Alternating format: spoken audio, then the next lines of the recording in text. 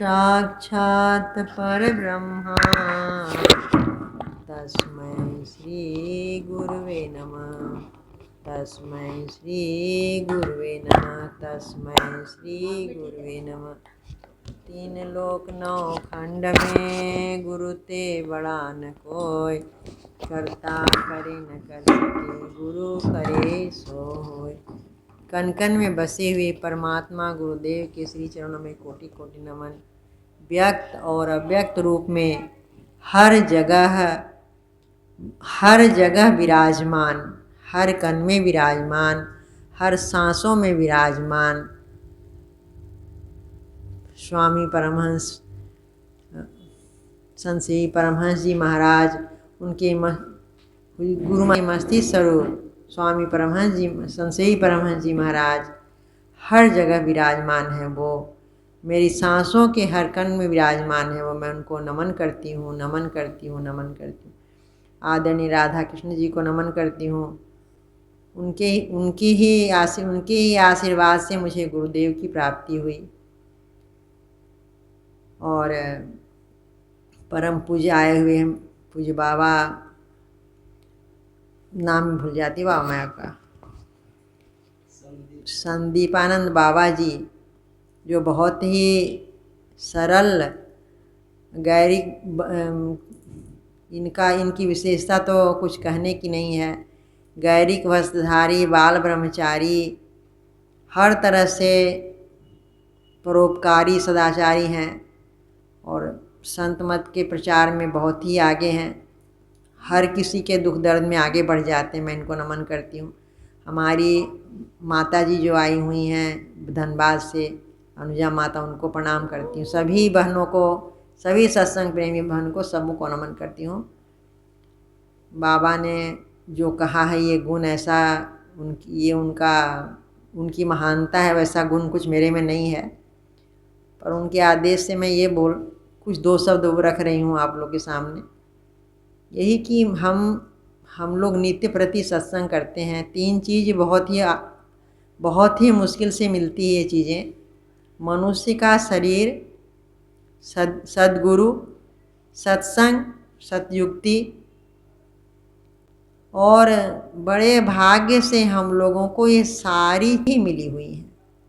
और कृपा, और गुरु की अनवरत कृपा हम पर बरस रही है। ये हम जान रहे हैं, सभी हम जान रहे हैं कि ऐसे सद्गुरु जिनको मिले हैं उनके भाग्य का कोई मुकाबला ही नहीं है। जो देवी देवताओं को भी दुर्लभ है, ऐसे सद्गुरु हमें मिले हैं। हम इसके योग्य नहीं हैं, हम इसके पात्रता हमारे में नहीं है, लेकिन उन्होंने कृपा करके हमें अपनाया है, अपने चरणों में शरण दी है।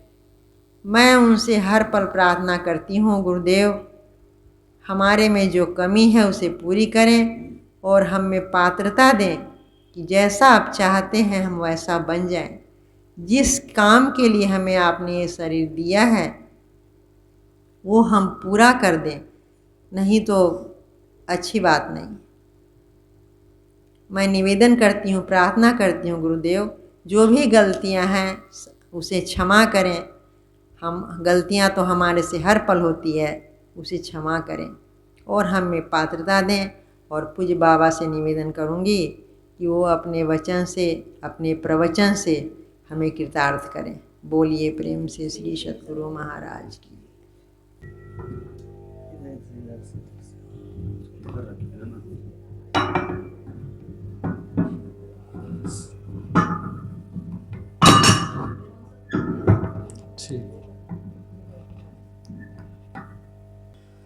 भृत्यार्त्यहं प्रणतपाल भवाब्धिपोतं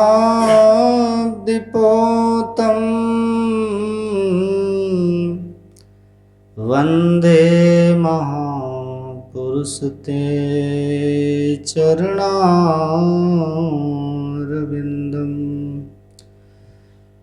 अखण्डानन्दबोधाय शिष्य संतापहारिणे सच्चिदानंद रूपाय रामाय गुरुवे नमः। धन्य धन्य सद्गुरु सुखद महिमा कही न जाए।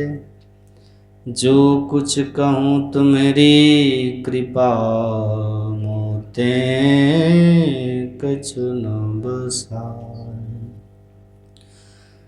बोलिए प्रेम से श्री सद्गुरु महाराज की जय। श्री सद्गुरु महाराज की जय। सब कोई जयकार कीजिए। श्री सद्गुरु महाराज की जय। परमाराज सद्गुरु महाराज पूज्य महर्षि संत श्री परमहंस जी महाराज के पावन चरणों में नमन। पूज्य बीना माता के चरणों में नमन। उपस्थित सभी माताओं को मेरा प्रणाम।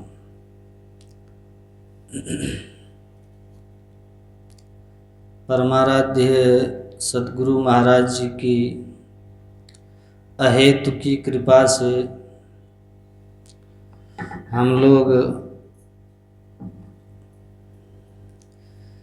यहाँ सत्संग में उपस्थित हुए हैं।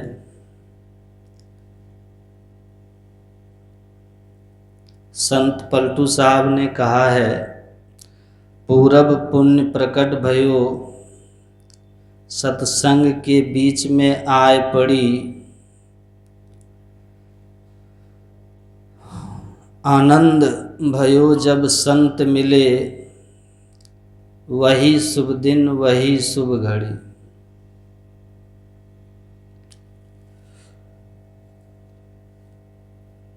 हमारे जन्म जन्मांतर के जब पुण्य प्रकट होते हैं तो हमें संत महापुरुषों के सानिध्य और उनके सद विचारों को सुनने का अवसर मिलता है।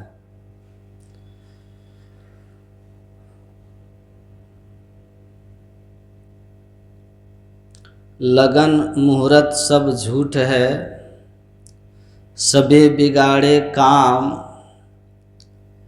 पलटू शुभ दिन शुभ घड़ी, याद पड़े जब नाम।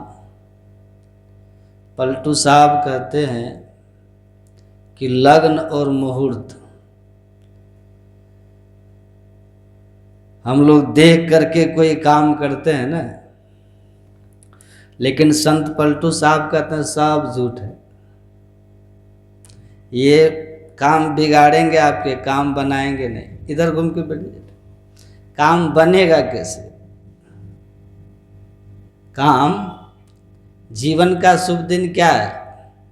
जीवन में शुभ घड़ी क्या है? याद पड़े जब नाम। जब ईश्वर का आप स्मरण करते हैं, जिस क्षण हम परमात्मा को याद करते हैं, वही क्षण और वही दिन शुभ घड़ी है और शुभ मुहूर्त है ना। इसलिए हनुमान जी ने कहा था, कह हनुमंत विपत्ति प्रभु सोई, जब तब सुमिरन भजन न होई। समझ रहे हैं ना बात को? हनुमान जी कहते हैं कि हे प्रभु, विपत्ति जीवन में वही है। क्या विपत्ति? दुख का क्षण जीवन का वही है जब हम भगवान को भूले रहते हैं। हम नहीं कह रहे हैं, कौन कह रहे हैं? हनुमान जी। भगवान को भूल जाना ही सबसे बड़ी विपत्ति है। अब भगवान को याद करना ही सबसे बड़ा संपत्ति है। इसलिए संत कबीर साहब कहते हैं, सुख के माथे सिल पड़े, सिल मतलब पत्थर, जो नाम हृदय से जाए, अब बलिहारी हुआ दुख की जो पल पल नाम रटाए। कहते हैं अगर परमात्मा को हम भूल गए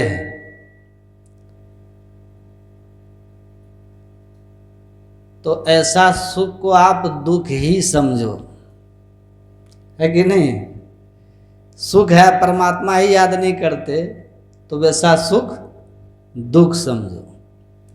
वह सुख दुख रूप है जिस सुख में भगवान को भूल जाए, वही सुख हमारे लिए सबसे बड़ा दुख है। अगर दुख है और ईश्वर का स्मरण हो रहा है, वो दुख स्मरण दिला रहा है, तो वो दुख दुख नहीं। संत कबीर साहब कहते हैं ऐसे सुख को मुझे नहीं चाहिए जो सुख मुझे ईश्वर को विस्मृत करा दे। हम तो ऐसा सुख चाहते हैं जिसमें ईश्वर याद रहे। अगर वह ईश्वर का स्मरण, ईश्वर का नाम दुख में याद आए तो हमें दुख ही चाहिए। आप लोगों ने सुना होगा या पढ़ा होगा, महाभारत में ये प्रसंग है माता कुंती का, भागवत में भी इसकी चर्चा है। भगवान से क्या मांगी थी वो वरदान में? दुख। कहा कि जाते जाते एक वरदान मुझे देते जाओ हे कृष्ण। कृष्ण ने कहा क्या वरदान चाहिए फुआ? मांग लो जो चाहिए। तो माता कुंती कहती हैं कि हे कृष्ण मुझे यही वरदान दो कि मेरे जीवन से दुख का अंत ना हो, दुख का अंत ना हो, ताकि साथ तुमको हमें मिलता रहे तुम्हारा। मैं ऐसा सुख लेके क्या करूंगी जिसमें ईश्वर ही साथ छोड़ जाए। जिस सुख में भगवान साथ छोड़ जाते हो, अगर दुख में ही भगवान साथ थे तो तुम मुझे वरदान में यही दो कि मेरे जीवन से दुख का अंत ही ना हो और तुम्हारा साथ हमसे नहीं छूटे। बोलिए श्री। यह दुनिया के किसी भी ग्रंथ में किसी भी व्यक्ति के द्वारा ऐसा वरदान नहीं मांगा गया जो माता कुंती ने भगवान कृष्ण से कहा था कि आप हमको दुख दे दो लेकिन साथ रहो। वो सुख नहीं चाहिए जब आपका हम साथ छोड़ देते। तो संसार में संत कबीर साहब कहते हैं कि अगर दुख ईश्वर का स्मरण करा रहा है, हमारे वृत्ति को परमात्मा से जोड़ रहा है, तो वो दुख अच्छा है। सुन रहे हैं कि नहीं आप लोग? जो सुख हमको परमात्मा से दूर कर दे वह सुख दुख रूप है। इसीलिए हनुमान जी कहते हैं कि विपत्ति का क्षण समझो, उस सुख को आप विपत्ति ही समझो जिस सुख में आप ईश्वर को भूले हुए।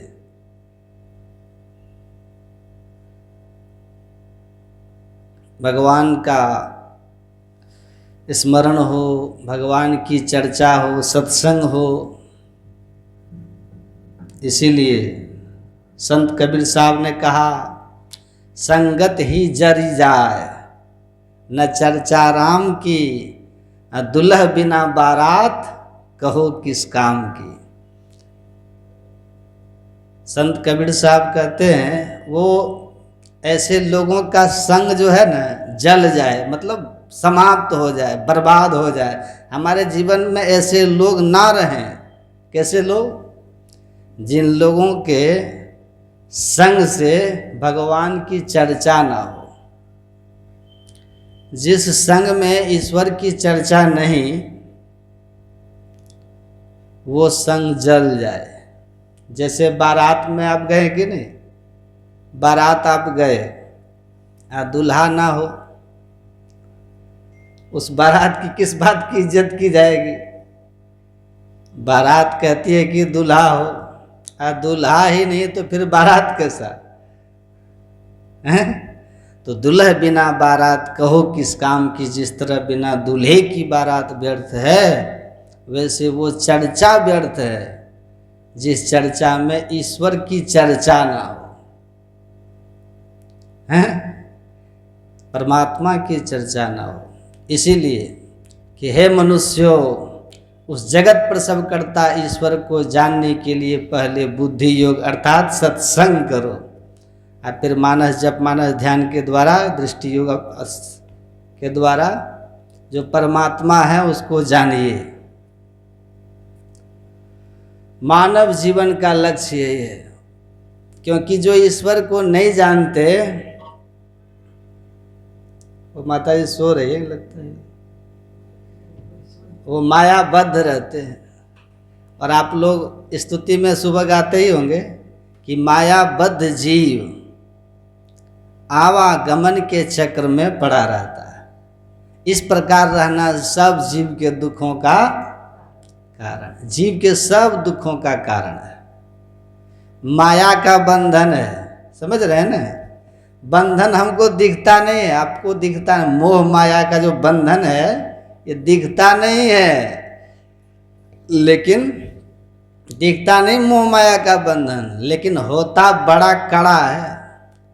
माया का बंधन जो है, मोह का बंधन दिखता नहीं है, किसी को दिखता नहीं है, लेकिन अनुभव सब करते हैं और सब उसके सामने मजबूर होते हैं। नहीं, सब मजबूर होते हैं। नारद जी गए भगवान विष्णु के पास, सुनिएगा ध्यान से। तो गए तो देखे कि नरक में एकदम भीड़ है, नरक में एकदम भीड़ है। अब बैकुंठ गए, स्वर्ग में गए तो देखते कि वहाँ आदम ही नहीं है सब 2 4 5 को घूम रहा, पूरा सीट वहाँ खाली पड़ा हुआ है, जैसे यहाँ खाली। तो नारद जी ने भगवान विष्णु से कहा कि भगवान, ये स्वर्ग बैकुंठ ये सब लोक खाली पड़ा हुआ आपका स्वर्ग का, आई नरक में देखे एकदम भीड़ है, क्या बात है प्रभु? इस स्वर्ग में लोगों को कुछ मौका दीजिए। तो जानते हैं भगवान विष्णु ने क्या कहा? कहे नारद जी, कोई आना ही नहीं चाहता है स्वर्ग, सब नरके पसंद करता है। तो कहा क्या करे भगवान, नरक कौन चाहेगा, स्वर्ग तो सब चाहते हैं। कहा जाइए ना धरती में, स्वर्ग में सबसे ऊंचा स्वर्ग बैकुंठ है, हमारा धाम है, तो बैकुंठे धाम में ले आइए जो आना चाहता है, जाइए धरती पर।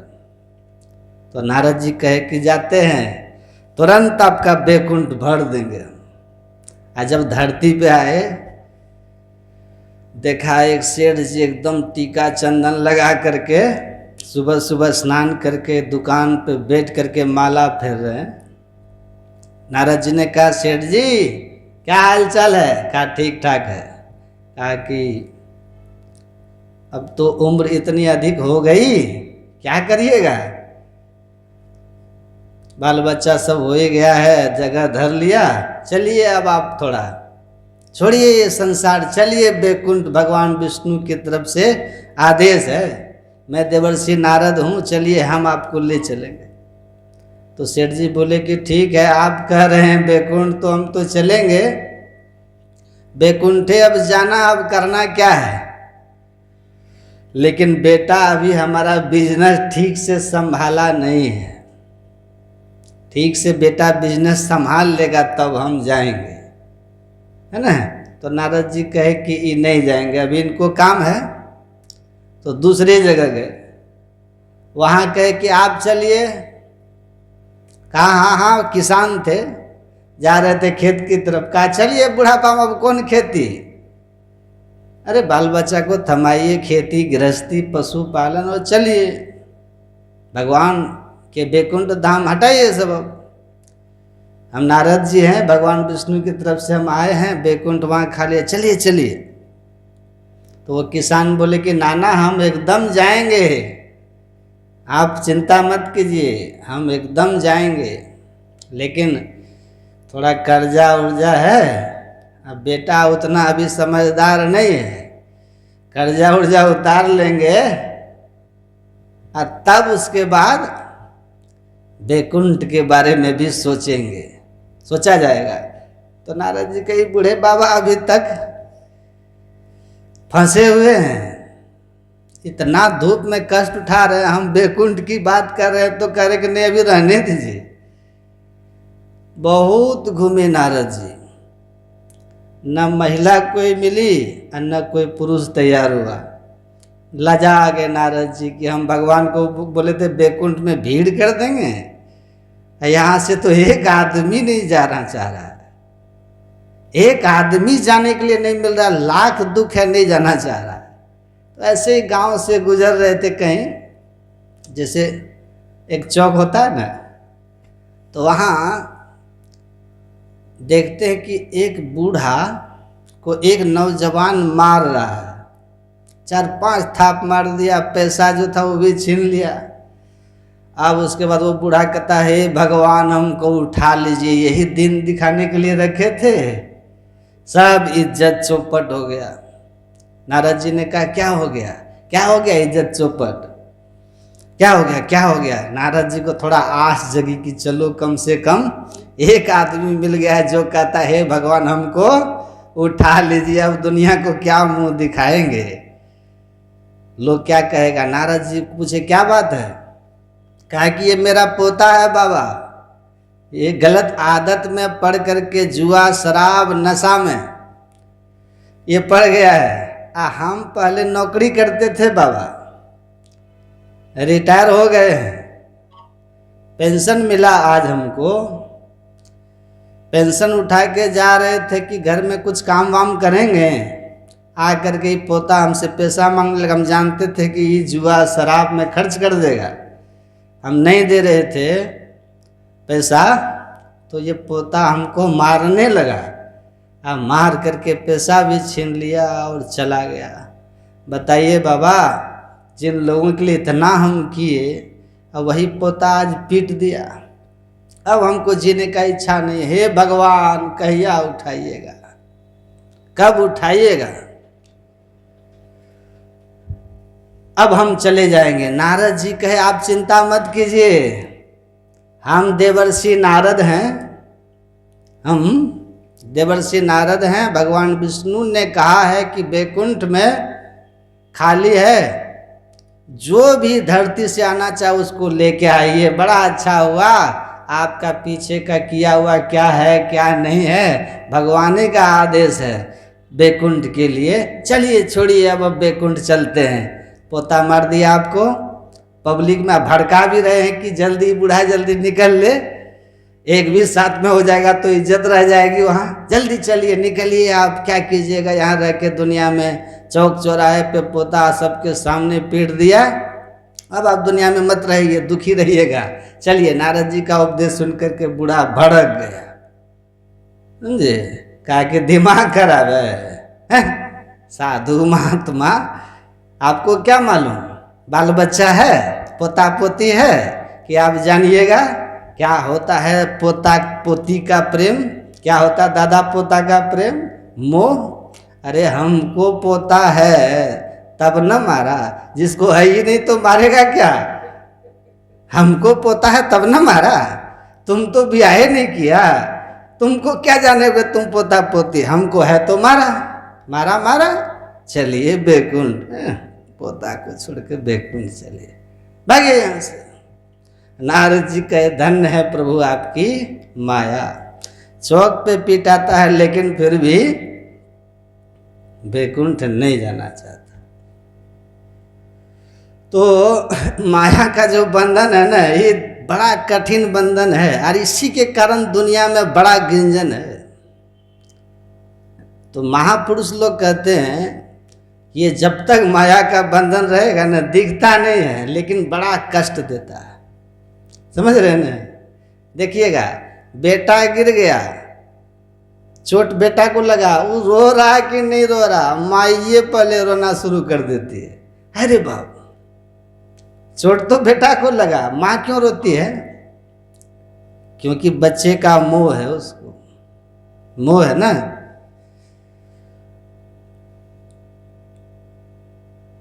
तो संसार में दूसरे के लिए कोई नहीं रोएगा, दुनिया में कोई मर जाता है, ट्रेन एक्सीडेंट में हो जाता है कहीं, कितने लोग मर गए, आप सुन लीजिएगा, आपके लिए एक समाचार है। लेकिन कहीं उसी ट्रेन में आपका कोई जा रहा है, तब देखिएगा, फिर आपके लिए समाचार नहीं है, अब परेशानी है। तुरंत फोन लगाइएगा, यहाँ वहाँ वहाँ यहाँ, परेशान हो जाइएगा ना। क्यों?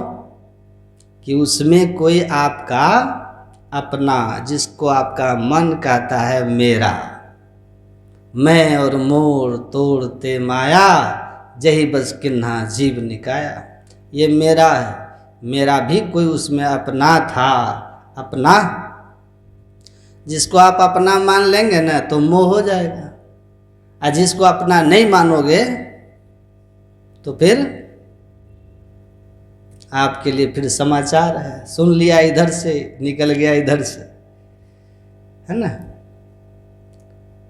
तो जब तक माया के बंधन में हैं, आवागमन में रहेंगे, यही जीव के दुख का कारण है। संत महापुरुष इस धरा धाम पे आकर के कहते हैं कि इस माया के बंधन से छूटने का एकमात्र उपाय है, भगवान कृष्ण कहते हैं परम दृष्ट्वा निवर्तन्ते। परम पिता परमात्मा को देख लेने वाला, पहचान लेने वाला, जान लेने वाला, माया के बंधन से मुक्त होकर के हमेशा के लिए मुक्ति पा लेता है। जिसके अंदर में किसी का मोह नहीं होता, उसको किसी तरह का दुख नहीं होता है। और जिसको जितना अधिक मोह है, जितना बड़ा जाल है, उतना अधिक दुखी होता है, उतना ही अधिक दुखी होता है। तो संत महात्माओं का यही ज्ञान है कि आप ईश्वर से मोह कीजिए। किससे मोह कीजिए?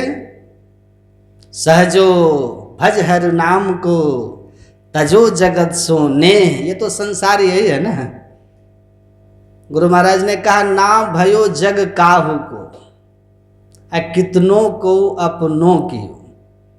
यह संसार किसी का हुआ नहीं, चाहे कोई कितना भी अपना बनाने का प्रयास किया है।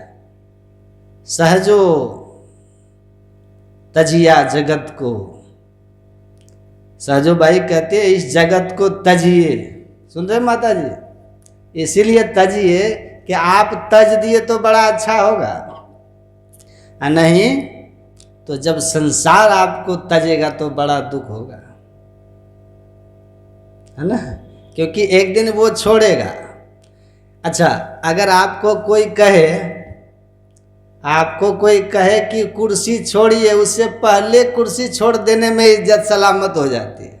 नहीं, आप बैठे हैं, कोई कहे कि उठिए, ई बैठेंगे तो बेइज्जती हो गई आपकी। लेकिन विद्वान वही है, बुद्धिमान वही है कि सिचुएशन भांप लेता है कि वो बड़े आदमी आ रहे हैं, हमको उठना पड़ेगा, तो वो कोई बहाना करके पहले ही उठ जाएंगे। वही ना बुद्धिमान है, तो सम्मान सुरक्षित रह जाएगा। तो कहा कोई उठने के लिए कहे उससे पहले ही उठ जाना बुद्धिमानी है। यमराज आके आपको कहे संसार छोड़ो, उससे पहले ही संसार को लात मार देना बड़ा उचित होता है। एक गधा था, गधा वो बीमार पड़ गया था। उसका मालिक गया डॉक्टर के पास। सुन रहे हैं कि नहीं? जाके कहा डॉक्टर साहब गधा बीमार है, दवाई दीजिए। तो कहा कि ठीक है। दवाई पीस के डॉक्टर दिया, कहा ले जाओ गधा को खिला देना। कहा कि गधा आराम से दवाई खा लेता तो फिर गधा क्यों कहते हैं इसको? विचार कीजिए, विचार लीजिए, उसको गधा क्यों कहते हैं जब आराम से दवाई खा लेता तो डॉक्टर बोला हाँ अच्छा, ये बात तो सही है। तो कहा उपाय बताइए, तो गधा को दवाई कैसे खिलाएंगे? तो कहा एक काम करो, एक तो पाइप पपीता वाला, पपीता का डंठल का पाइप बना लेना, और ये दवाई जो है डंठल के मुंह पे रख देना, एक मुंह गधा के मुंह में डाल देना, एक पाइप एक तरफ, और एक तुम अपने मुंह में लेकर के जोर से फूंक मार देना, गधा के पेट में घुस जाएगा। तो कहा कि हाँ ये सही उपाय है। उपाय तो आप ठीक बताए। वो पाइप ले गया, दवाई डाल दिया, गधा के मुंह में डाला पाइप, इधर अपने मुंह में तैयार हुआ कि जोर से फूंक मारना है ताकि अंदर चले जाए। ये दम लेकर के पूरा सोचा आप फूंक मारेंगे, बस पहले गधे छींक मार दिया। गधा को सर्दी जुकाम था, ये भी तैयारी में था कि गधे छींक दिया उधर से कस के आप फू बस दवाई इसी के अंदर चला गया, उल्टा हो गया। अब जिस दवा को गधा खाता तो गधा ठीक हो जाता है, आई बिना बीमारी के दवा, गधा का दवा आदमी के पेट में, यही बीमार हो गया। तो आप तैयारी में रहेंगे कि हम संसार छोड़ेंगे, संसार छोड़ेंगे, तब तक जमदूत आ जाएगा, है ना, तब उस समय फिर हम पड़ जाइएगा। इसीलिए सहजो बाई कहती हैं, सहजो भज हरि नाम को तजो जगत सोने, अपनों तो कोई है नहीं अपनी सगी न दे, यही कहे गुरुदेव जो यही पुकारे संत, सहजो तजिया जगत को तो तजेगा अंत। तुम पहले छोड़ दी तो बहादुर हो गई, और नहीं तो जब ये जगत तुमको लात मारेगा तो बड़ा दुख होगा, बड़ा दुख होगा। तो संसार को ठीक ठीक समझना है, अपना तो कोई है नहीं अपनी सगी न देह, ये देह भी अपना नहीं है क्या, ये भी किराए का घर है। जिंदगी एक किराए का घर है, एक न एक दिन निकलना पड़ेगा। मौत आवाज देगी तो निकलेगा कि नहीं। ये अपना घर भी नहीं है, ये शरीर भी अपना सगा नहीं। तो जब ये शरीर ही अपना नहीं है तो सारे रिश्तेदार तो शरीर के हैं, है ना। आदमी मर जाता है कोई, तो आपका कोई है बाबा घरों परिवार में, आप देखिए कोई मर जाए उस रूम में कहिए किसी को कि अकेले तुम सो, 2-4 दिन हुआ है, तो बड़े कम लोग हिम्मत करेंगे। नहीं, भाई भी डरेगा आपसे, पत्नी, पति, कोई रहे, बच्चा, सबको डर लगता है कि कहीं भूत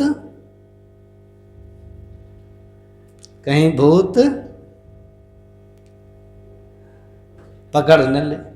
कितना देखिए प्रेम करते हैं संसार में। घर से कहत सवेरे काढ़ो भूत होई, घर खई हैं जा दिन मन पंछी उड़ जाई है। इसलिए कहा नर वपु धर्जो जन नहीं, गुरु के जम के मार्ग जय हैं, सूरदास भगवंत भजन बिनु वृथा जन्म गवई हैं। संत सूरदास जी महाराज कहते हैं, जो मनुष्य शरीर धारण करके संतों के शरण में जो नहीं गया, सदगुरु की युक्ति नहीं ली, वो मरने के बाद जम के मार्ग में जाएगा। जम का मार्ग कहाँ है? नरक जाएगा, नरक जाएगा, प्रेत योनि में जाएगा, नीच नीच योनियों में जाएगा। इसीलिए इस दुर्लभ मनुष्य शरीर को पाके क्या करो। संत महात्माओं ने कहा कि मैं तुमको सुख का राह बताता हूं। दुनिया में सुख से कैसे जियो, मरने के बाद भी जमपुरी नहीं जाओ, नरक में नहीं जाओ, दुर्गति तुम्हारी नहीं हो। इसीलिए संत महापुरुष लोग कहते हैं आपको संतों का संग करना पड़ेगा, सत्संग करना होगा,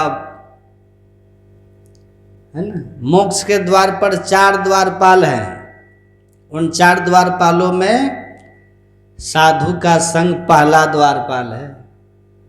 समझ रहे हैं, राजमहल में 4 फाटक, पहला फाटक साधु संग। जो साधु संग ही नहीं करेगा तो वो ईश्वर की ओर नहीं जा सकता। दुनिया में कहीं चले जाइए, राजा रहुगण का चरित्र भागवत महापुराण में है। तीरथ स्नान करते थे, देव पूजन करते थे, दान करते थे, पालकी में बैठ करके राजा रहुगण। रास्ते में एक कहार के बीमार पड़ जाने पर उनकी मुलाकात अनायास ईश्वर की कृपा से कहिए किनसे हो जाती है? संत जड़ भरत से हो गई। और जड़ भरत कि बातचीत से वह समझ गया कि कोई ये महापुरुष है जिनको गलती से कहार के रूप में लगा दिया गया है। पालकी रखवा के राजा रहुगन ने हाथ जोड़ करके विनती की, महाराज आप कौन हैं? कहा कि हे राजन, तुम कहाँ जा रहे हो? कहा मैं अपने कल्याण के लिए तीरथ तीरथ घूम रहा हूँ, स्नान कर रहा हूँ, देव पूजन कर रहा हूँ, अब मैं गंगा सागर जा रहा हूँ। सुन रहे हैं ना? संत जड़ भरत ने कहा कि ये कल्याण का मार्ग नहीं है, ये कल्याण का मार्ग नहीं है, इससे पाप नहीं धुलने वाला, इससे सदगति नहीं होने वाला। तो कहा महाराज तो कल्याण का रास्ता क्या है?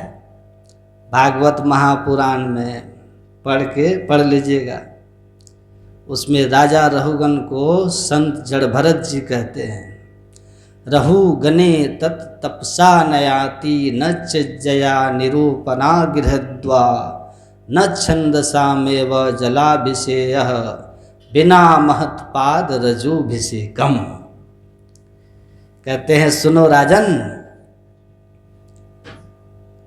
न तप करने से एक पैर पे खड़ा हो गए, चारों तरफ आग जला करके बीच में बैठ गए, है ना। अनेक तरह से लोग उपवास भी करते हैं। कहा न तप से, न उपवास से, न व्रत से, न यज्ञ से। बड़े बड़े विष्णु यज्ञ, कौन कौन यज्ञ लोग करते हैं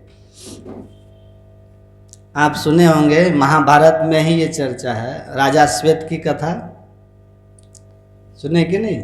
बहुत यज्ञ करके बड़े बड़े अश्वमेध यज्ञ किए और चले गए ब्रह्मलोक मरने के बाद, और वहाँ भी उनको भूख प्यास सताती थी। तो कहा कि हमको भूख प्यास लगती है, तो कहा कि ब्रह्मलोक में, अरे ब्रह्मलोक में तो किसी को भूख प्यास नहीं लगती, ब्रह्मा जी से पूछो। तो राजा श्वेत गए ब्रह्मा जी के पास, पूछा महाराज हमको बड़ी भूख प्यास लगती है। कहा कि हाँ भूख प्यास तो लगती है, क्योंकि तुमने कभी किसी यज्ञ तो तूने बहुत किया, लेकिन किसी सत्पुरुष को दान ही नहीं किया। तुमने दान किसको किया? साकट बामन मछ खोका, है? तुम्हारा दान जग में वही हुआ है। ताही न दीजिए दान, एक खुल घा लिया अपना दूजे लिए मेहमान। ब्रह्मनिष्ठ, श्रोत्रिय ब्रह्मनिष्ठ वैष्णव तो छोटी सी बात है, श्रोत्रिय ब्रह्मनिष्ठ होना चाहिए, समझ रहे हैं? जिसकी वृत्ति ब्रह्म में लगी रहती हो, ऐसे को भोजन कराना है। तो ऐसों को भोजन कराने से तो युधिष्ठिर जी का जग का घंटा बज गया था। बजा था कि नहीं बजा था? थे जाति के डोम, जानते हैं कि नहीं? थे जाति के डोम, लेकिन घंटा बजा किसके? मोहे भावेला भगतिया भिलिनिया के, देश विदेश के मुनिगण आए, घंटा बजाया, बोलिए ना, डोमिनिया के, है ना। तो श्रोत्रिय ब्रह्मनिष्ठ महान ब्राह्मण भोजन करते हैं, तब जग का घंटा बजता है, और वो ब्राह्मण वही होगा ब्रह्म जानाति 100 ब्राह्मण, जिसमें ब्रह्म जिसकी सूरत लग गई वही सच्चे अर्थ में ब्राह्मण भोज का अधिकारी है। अब बाकी खिला के परंपरा निभा दीजिए, होना जाना कुछ नहीं है। फिर वही आदमी जिसका श्राद्ध करके मुक्ति दिलवाए न प्रेत जोनि से, पता चलेगा किसी को पकड़ लेता है। पकड़ता है कि नहीं श्राद्ध के बाद भी? क्यों पता है? क्योंकि जैसा होना चाहिए न वैसा हुआ नहीं, न उस तरह के लोग नहीं मिले आपको खाने वाले, वैसे मिले नहीं आपको भोज खाने वाले।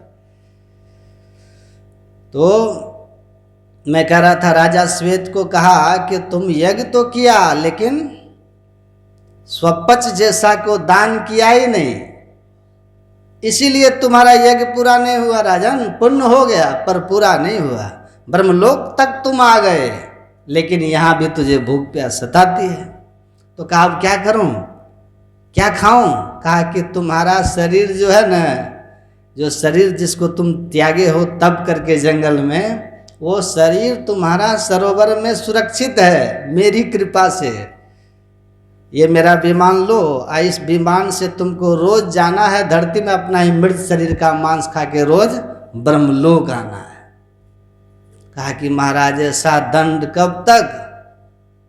कहा कि जब महर्षि अगस्त का दर्शन होगा, वो संत हैं, उनके दर्शन से तुम्हारे पाप खत्म हो जाएंगे। संत दरस जमि पातक डरई, जब द्रवहि दीन दयाल राघव साधु संगति पाई, जहि दरस परस समागमादिक पाप राशि नसाई। का उनका दर्शन पर्शन होगा तुम्हारा, उसी दिन ये पाप समाप्त हो जाए। तो वही हुआ। एक दिन देखे महर्षि अगस्त कि अरे, अपने दिव्य दृष्टि से उन्होंने देखा, अरे ये तो कोई दिव्य लोक का पुरुष उतर रहा है विमान से, और सरोवर में जाके अब मांस खा रहा है। जाके पूछा, है कौन है तू? इतना दिव्य शरीर देवता वाला तुम्हारा, इतना कुकृत, ये घृणित भोजन करता है? कहा महाराज मैं राजा श्वेत हूँ। कहा कौन श्वेत? कहा जिसने 100 अश्वमेध यज्ञ किया था। कहा 100 अश्वमेध यज्ञ करके उसके प्रभाव से मैं ब्रह्मलोक चला गया हूँ, लेकिन किसी सत्पुरुष को दान नहीं किया, इसलिए हमको भूख प्यास सताती है। तो मेरा ही मृतक शरीर ब्रह्मा जी की कृपा से सुरक्षित है, मैं रोज अपने ही मृतक शरीर का मांस खाता हूँ। कहा आप कौन महापुरुष हैं? महर्षि अगस्त ने कहा मैं महर्षि अगस्त हूँ। कहा कि बस महाराज, बोलिए श्री। कहा बस महाराज, नतमस्तक हो गया। ब्रह्मा जी ने कहा था कि महर्षि अगस्त के दर्शन होंगे तो तुम्हारा ये समाप्त हो जाएगा। तो महर्षि अगस्त ने कहा कि जाओ, इस कर्म फल से अब तुम मुक्त हुआ। तो बड़े बड़े यज्ञ करके भी नहीं होता। यही बात समझा रहे हैं रहुगण को, राजा रहुगण को जड़ भरत जी कह रहे हैं। बड़े बड़े तप करने से, यज्ञ करने से, व्रत करने से, तीर्थ स्नान करने से, दान करने से, देव मूर्तियों के पूजन करने से, सूर्य को जल चढ़ाने से, हे राजन, दुनिया के किसी भी बाहरी पूजा पाठ यज्ञ हवन व्रत तप करने से आप अपने कर्मों के फल से बच नहीं सकते, आप मुक्ति नहीं पा सकते, जन्म मरण से छूट नहीं सकते, पाप आपका नाश नहीं हो सकता है जब तक कि आप किसी महत्पाद रजोभिषेकम, जब तक कि किसी संत सदगुरु की चरण धूलि से अपने को नहीं नहलाओगे। संत के चरण धूलि से नहाओ, तीर्थ व्रत में फिरे बहु चितलाई के, जलपा खान को पूज मुँहे पछताई के, वस्तु न सूझी जाए आपने हाथ में, अरे हाँ पलटू जो कुछ मिले सो मिले संत के साथ में। इसलिए प्रथम भक्ति संतन कर संगा। भगवान राम ने कहा था पहली भक्ति सत्संग है। यही वेद भगवान भी कहते हैं कि परमात्मा को पाकर के सारे दुखों से छूटना अगर चाहते हो तो उसकी पहली शर्त क्या है? सत्संग करो। मोक्ष में जाना चाहते हो, मोक्ष मतलब दुख से छुट्टी, तो उसकी पहली शर्त है कि पहले द्वारपाल अर्थात साधु से मिलो, सत्संग में आओ, संतों को सुनो। यही मार्ग श्रुति साधु लखावे, तेही मग चलत सबे सुख पावे, पाए ये सुख हरि कृपा संसार आशा तजी रहे, सपनहु नहीं दुख दोष दर्शन बात कोटिक को कहे। तो आप सत्संग कीजिए, सुनिए सत्संग, बुद्धि योग कीजिए, घूमते रहिएगा दुनिया में, भ्रमित बन के रहिएगा। संस्कार जो है ना जन्म जन्म से बुद्धि में बैठा दिया है ना, बुद्धि में संस्कार बैठा दिया, उसी को लोग पकड़ के रखते हैं। एक आदमी थे, हमको बोलते हैं कि आप लोग ये सब क्यों बोलते हो? आप लोग बोलते हो कि परमात्मा की प्राप्ति के लिए सत्संग करो और ध्यान करो, है ना, बाकी और कोई उपाय नहीं है, पूजा पाठ ये सब से मोक्ष नहीं होता है। तो हम बोले हम लोग नहीं बोलते भाई, वेद पुराण में जो लिखा वो बोलते, हम लोग क्यों बोलेंगे? हम क्या इतना बड़े आदमी हो गए जो कहें? हम क्या देख के आए हैं? अरे जो देखा है, जे पहुँचे ते कही गए, तिनकी एक बात, जो पहुँचे वो कह रहे हैं। वेद कह रही, उपनिषद कहती है, रामायण महाभारत गीता कहती है। संत जो पहुँचे वो कहते हैं राम इस धराधाम पे भगवान अवतार लेके कहते हैं, कृष्ण अवतार लेके कहते हैं। हम कहने वाले कौन हैं? हम तो केवल उनका संदेश सुनाते हैं कि तुम मान लो तो तुम्हारा भी कल्याण नहीं है, यानी मेरी न मानो जमराज तो मनाएगा, तेरा किया डंडा मार के भुगताएगा। हमको मत मानो, जमराज की तो मानोगे फिर, है ना। मेरी न मानो जमराज तो मनाएगा, तेरा किया डंडा मार के भुगताएगा। हमको मत मानिए, जमराज की मानोगे फिर। तो आप कहा परंपरा का क्या होगा? हम बोले परंपरा अगर गलत हो ना तो उसको नहीं मानना चाहिए। मानना चाहिए कि नहीं? उसको नहीं मानना चाहिए। बोला कैसे? हमने कहा कि इस देश में एक परंपरा पहले थी, जब पति मर जाते थे ना तो पत्नी को जिंदा जला दिया जाता था। उसको सती प्रथा कहते थे कि नहीं? वो अच्छा था कि खराब था? कहा वो तो खराब प्रथा था, अमानवीय प्रथा थी। हम बोले कि जिस समय राजा राम मोहन राय, ईश्वर चंद्र विद्यासागर जैसे महापुरुष लोग इस परंपरा के विरोध में आवाज उठाए, इस परंपरा के विरोध में जब इन लोगों ने आवाज उठाया तो लोगों ने उस समय उनको क्या कहा पता है? ये धर्म विरोधी है, ईसाइयों का एजेंट है, अंग्रेजों का एजेंट है। उन सब से मिल करके हिंदू धर्म को खत्म करना चाहता है। देखिए, हिंदू धर्म को खत्म करना चाहता है, जो हिंदू धर्म को साफ कर रहे थे, साफ सुथरा कर रहे थे। तो उन्होंने संघर्ष किया ना, सती प्रथा खत्म हो गई। आज आप कहते हैं ना कि ये बहुत अमानवीय प्रथा थी, पशु वाली प्रथा थी, वो मनुष्य की प्रथा नहीं थी, वो परंपरा पाशविक परंपरा थी, कहते हैं ना आज। और आज बुद्धि का स्तर ऊपर उठ गया है, शिक्षा का समझ और सोच ऊंचा उठ गया है। तो सब आज एक आदमी नहीं मिलेगा जो कहेगा वो ठीक था। लेकिन उस समय बुद्धि का जो स्तर था वो ईश्वर चंद्र, राजा राम मोहन राय, विवेकानंद, इन लोगों की बड़ी ऊंची थी, जहां हम लोगों की नहीं थी, आपकी नहीं थी। वैसे ही होता है, समझे। संत जो होते हैं अपने समय से बहुत आगे देखते हैं, जान ही तीन काल कर ज्ञाना।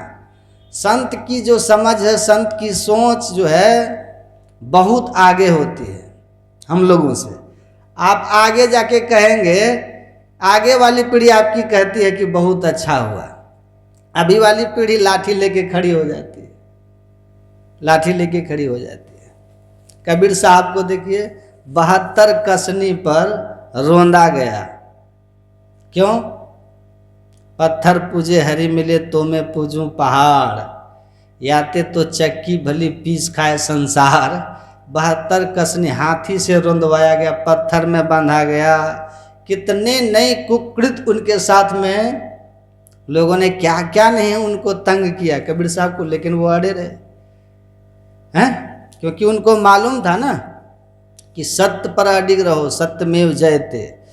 हम मर जाएंगे, शरीर हमारा मार दिया जाएगा, लेकिन हमारे विचार को कोई मार सकेगा? ऐसे ये ज्ञान दुनिया में नहीं फैला जो आप सुन रहे हैं ना। संतों की बड़ी कुर्बानी है इसके पीछे, तब आप बैठ के सुनते हैं। पलटू साहब को जिंदा आग में झोंक दिया गया, यही कहने के लिए कि अरे हाँ पलटू, जो कुछ मिले सो मिले संत के साथ में। तीरथ व्रत में फिरे बहुचित लाई के, जलपा खान को पूज मुँह में पछताए के। तीरथ व्रत मूर्ति इन सब को पूज के पछताते हो। उनको क्या क्या नहीं किया, आग में जिंदा जला दिया, लेकिन पलटू साहब जल गए। पलटू साहब का विचार नहीं जला। आज भी उस विचार को आप लोग बैठ के सुन रहे हैं कि नहीं? गुरु तेग बहादुर की गर्दन औरंगजेब ने कटवा दी, गर्दन, लेकिन गुरु तेग बहादुर का विचार नहीं मरा। सिख पंथ आज भी जिंदा है कि नहीं? क्यों? ईसा मसीह को सूली पे लटका दिया, लेकिन ईसाई आज भी है कि नहीं है? कि तुम अपना विचार छोड़ दो। कैसे कैसे लोग थे उस समय, विचार कीजिए, सुनिए थोड़ा उनके बारे में। विरोध किए संत महापुरुष लोग कि सत्य यही है, सत्य यही है। एक महात्मा बोल रहे थे कि गंगा स्नान करने से सब पाप धुल जाता है। हम उनसे पूछे, दूसरे मत के महात्मा थे, कथा वार्ता सुना रहे थे, हमने उनसे पूछा कि आप ये बताइए कि भीष्म पितामह कौन थे। भीष्म पितामह कहा कि माता गंगा के पुत्र थे वो। जन्म कहाँ से हुआ, कहा गंगा माँ के गर्भ से। पले बढ़े कहाँ, कहा गंगा में ही। घर भी बाप पिता का कहाँ था, गंगा के किनारे, नहाते उसी गंगा जी में थे। और जब उनके मन में इच्छा होती थी भीष्म पितामह की अपनी माता से बात करूं, तो गंगा के किनारे जाकर केवल एक बार हाथ जोड़ के कहते थे माते, तो माँ गंगा देवी रूप में प्रकट हो जाती थी और उनसे बात विचार करती थी, बातचीत करते थे, है ना। तो हम पूछे कि फिर बानों की सैया पर भीष्म पितामह क्यों लेटे थे, बान की सैया पर क्यों लेटे थे। तो कहा कि उनका 101 जन्म पहले का एक पाप था। जो रथ से कहीं जा रहे थे, रास्ते पर एक वृद्ध सर्प था, तो वो उठा करके बाण से फेंक दिए थे बबूल के पेड़ पर। तो बबूल के पेड़ पर फेंकने के कारण उसके शरीर में कांटा चुभ गया, तो उससे उसको तड़प तड़प के सांप को मरना पड़ा। उसी पाप का फल जब प्रकट हुआ 101वें जन्म में, तो उनको उसी की सजा मिली। बानों की सैया पर कांटे की सैया उनको भी मिली और उनको भी बहुत कष्ट भोगना पड़ा। तो हमने कहा आपने अभी जो कहा कि गंगा में स्नान से सब पाप नष्ट हो जाता है, तो भीष्म पितामह से बड़ा कोई गंगा का सेवन करने वाला होगा, उसका कहाँ खत्म हुआ, भोगना पड़ा ना। वो तो पुत्र ही थे गंगा के, बात भी करते थे, गंगे में पले बड़े। तो हम पूछे कि बस इतने आपसे कहना है कि जो आप कह रहे थे आप ही की बात में विरोधाभास हो गया ना। तो संत महात्मा कहते हैं कि आप याद रखिए, लोकामती का भोरा रे, अरे साधारण बुद्धि वाले संसारी, आपको कोई अगर ऐसा कहता है अरे मूर्ख, तो तुम देखो ना ग्रंथों को पढ़ के, आँख खोल के पढ़ो। कबीर साहब सारी जिंदगी काशी में रहे और लोग कहते थे काशी में मरोगे तो मुक्ति होगी, कहते हैं ना अम्मा घर मरे तो गधा बनोगे। तो संत कबीर साहब जीवन भर रहे काशी में, अब मरने के समय में मगहर चले गए। तो मर गए मगहर में तो गधा बन गए होंगे, मगहर मरे तो गधा बनोगे। तो कबीर साहब ने तो जिंदगी भर काशी में रहे, और जब उनका शरीर त्यागने की बारी आई तो जाके मगहर में चले गए। तो मगहर जाके मरे तो कबीर साहब गधा बन गए होंगे, क्योंकि मगहर मरे तो गधा और काशी में मुक्ति। अब आप विचार कीजिए, क्या कबीर साहब ने कहा अरे साधारण बुद्धि के लोग, भ्रमित लोग, आपको किसने ऐसा भ्रम दिया कि जो काशी तन तजे कबीरा राम ही कौन निहोरा रे, कि काशी में मरोगे तो मुक्ति हो जाएगी।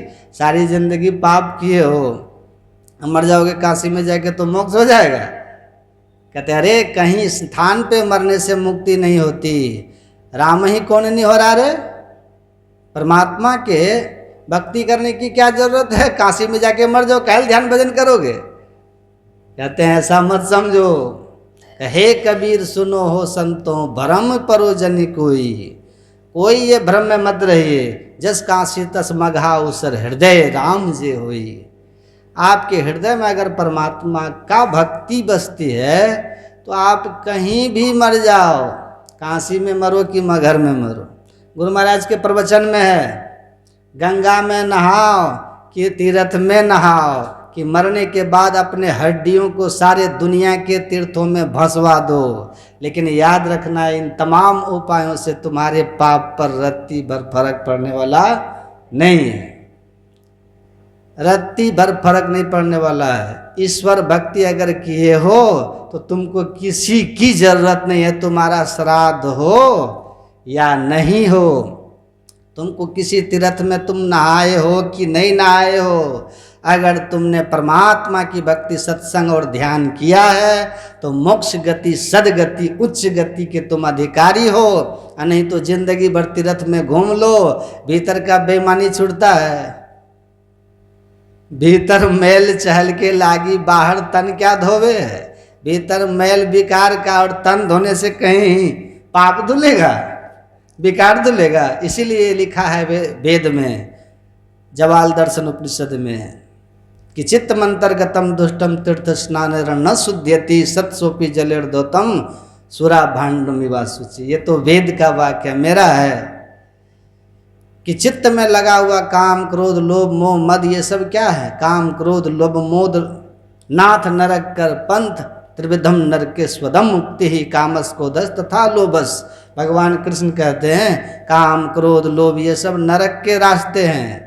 विभीषण रावण को कहते हैं काम क्रोध मद लोभ सब नाथ नरक कर पंथ। आपके हृदय में काम क्रोध लोभ मोह भरा है, ये सब नरक का रास्ता है।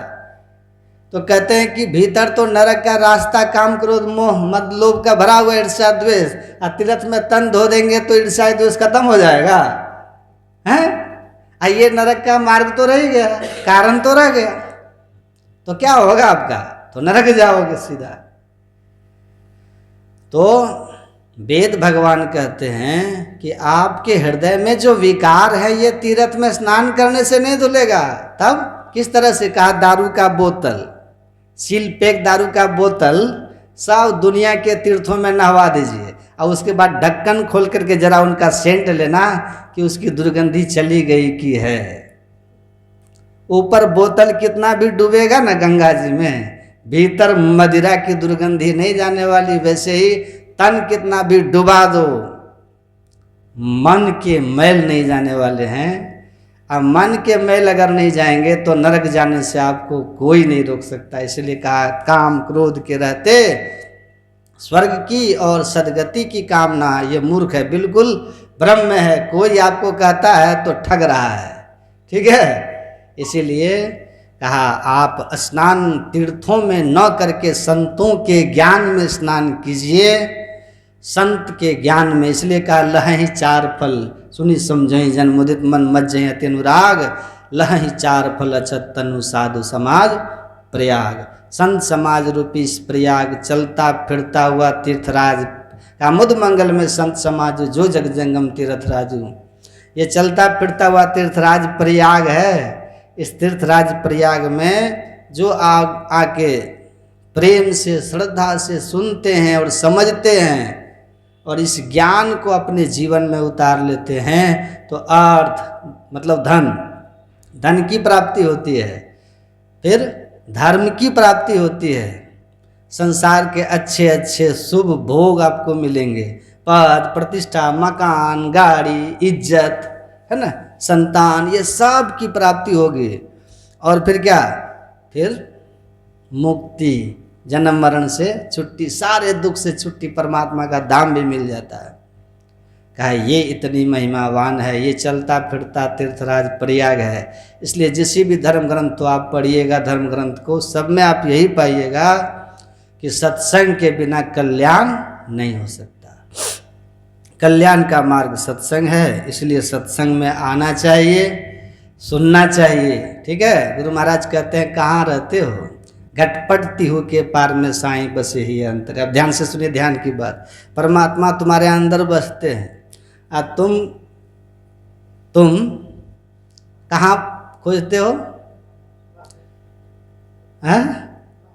बाहर में।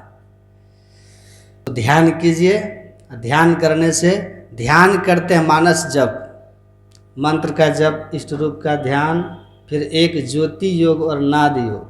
अपने अंदर में परमात्मा का प्रकाश और परमात्मा की आवाज़, ये अपने अंदर में शरीर रूपी प्रयोगशाला में ये 4 साधनाएं करके माया के पर्दों को हटा करके आप परमात्मा को पा सकते हैं।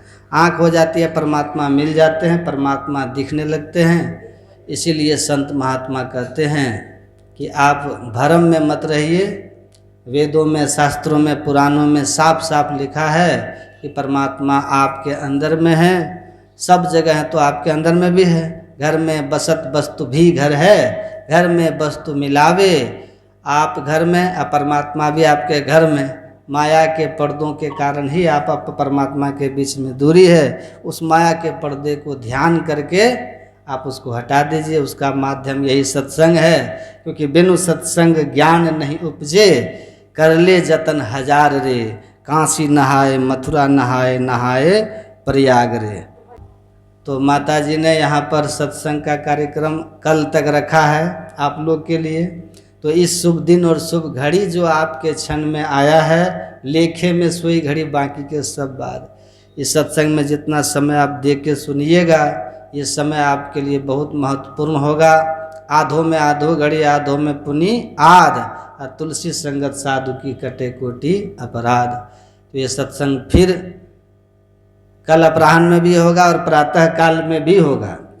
आप लोगों से निवेदन है कि अधिक से अधिक आइए और सत्संग को सुनिए, समझिए, अपने जीवन में उतारिए, तो लाभ होगा। बोलिए श्री सद्गुरु महाराज। दीजिए उधर। हाँ? एक भजन इनको गाने दीजिए, इनको गाओ। प्रेम से श्री सद्गुरु महाराज की जय। वंदौ पद कांज कृपा सिंधु नर रूप हरि, महामोहतम पूंज जासु वचन रवि करनि कर। श्री सद्गुरु महाराज की जय। मैं तो आन पड़ी चोरन के नगर, सतसंग बिना जिया तरसे। मैं तो आन पड़ी चोरन के नगर, सतसंग बिना जिया तरसे। इस सत्संग में लाभ बहुत है, तुरत मिलावे गुरु से। इस सत्संग में लाभ बहुत है, तुरत मिलावे गुरु से। मूर्ख जन कोई सार न जाने, मूर्ख जन कोई सार न जाने। सत्संग में अमृत बरसे, सत्संग में अमृत बरसे। सत्संग बिना जिया तरसे। मैं तो आन पड़ी चोरन के नगर, सत्संग बिना जिया तरसे। शब्द सहीरा पटक हाथ से, मुट्ठी भरी कंकड़ से। शब्द सहीरा पटक हाथ से, मुट्ठी भरी कंकड़ से। कहे कबीर सुनो भाई साधो, कहे कबीर सुनो भाई साधो। सुरत करो वही घर से, सुरत करो वही घर से। सत्संग बिना जिया तरसे। मैं तो आन पड़ी चोरन के नगर, सत्संग बिना जिया तरसे। मैं तो आन पड़ी चोरन के नगर, सतसंग बिना जिया तरसे। श्री सद्गुरु महाराज की जय।